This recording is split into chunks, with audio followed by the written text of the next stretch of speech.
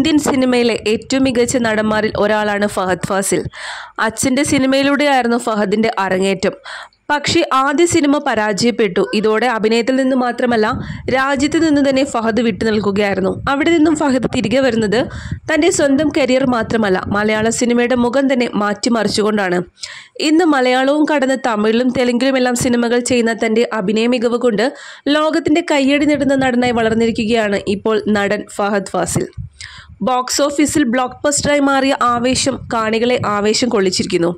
വിക്രം എന്ന കമൽഹാസൻ ചിത്രത്തിലെ കഥാപാത്രവും അല്ലു അർജുൻ്റെ പുഷ്പയിലെ വില്ലനുമെല്ലാം പ്രേക്ഷകർ ഏറ്റെടുത്തതാണ്.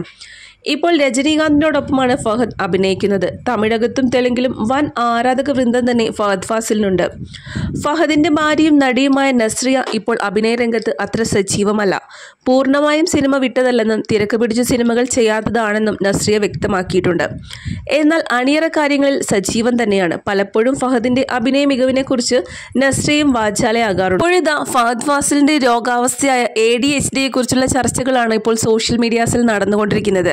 ഫഹദ് ഫാസിൽ തന്നെയാണ് തൻ്റെ രോഗാവസ്ഥയെക്കുറിച്ച് തുറന്നു പറഞ്ഞിരിക്കുന്നത്. 41ാമത്തെ വയസ്സിലാണ് താരത്തിന് ഈ അസുഖമുണ്ടെന്ന് കണ്ടെത്താനായത്. ഇപ്പോൾ ഫഹദിൻ്റെ രോഗാവസ്ഥയെക്കുറിച്ച് ഫിലിം ജേർണലിസ്റ്റ് ബാലു പറഞ്ഞ വാക്കുകളാണ് ഇപ്പോൾ സോഷ്യൽ മീഡിയയിൽ ചർച്ചയാകുന്നത്. കഥാപാത്രങ്ങളിൽ നിന്ന് പുറത്തു കടക്കാൻ ഫഹദ് ഫാസിൽ ബുദ്ധിമുട്ടിയെന്ന് ബാലു പറയുന്നു. വിവാഹം കഴിഞ്ഞ് ആദ്യ നാളുകളിൽ ഫഹദ് റൂമിലിരുന്ന് ഉച്ചത്തിൽ സംസാരിക്കും. ബാത്റൂമിൽ നിന്ന് ശബ്ദമുണ്ടാക്കുമെന്ന് നസ്രിയ ഒരു അഭിമുഖത്തിൽ പറഞ്ഞിട്ടുണ്ട്. ആദ്യമൊക്കെ പേടി തോന്നി. അഭിനയിച്ച കഥാപാത്രത്തിൽ നിന്നും പുറത്തു വരാത്ത അവസ്ഥയാണത്. തനിക്ക് പേടിയായിരുന്നു. ചെരുപ്പ് പുറത്ത് അഴിച്ചു വെക്കുന്നത് പോലെ ക്യാരക്ടർ പുറത്തു വെച്ച് വീട്ടിലേക്ക് വരണം, ഇല്ലെങ്കിൽ സൈക്യാട്രിസ്റ്റിനെ കാണിക്കുമെന്ന് നസ്രിയ പറഞ്ഞിട്ടുണ്ടെന്നും ചെയ്യാർ ബാലു പറയുന്നു.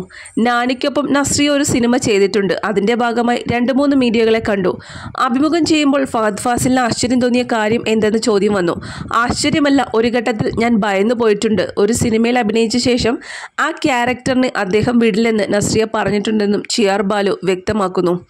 അന്തരിച്ച നടൻ രഘുവരനും ഇതേ സാഹചര്യം ഉണ്ടായിട്ടുണ്ടെന്നും ചിയാർ ബാലു അന്ന് പറഞ്ഞു.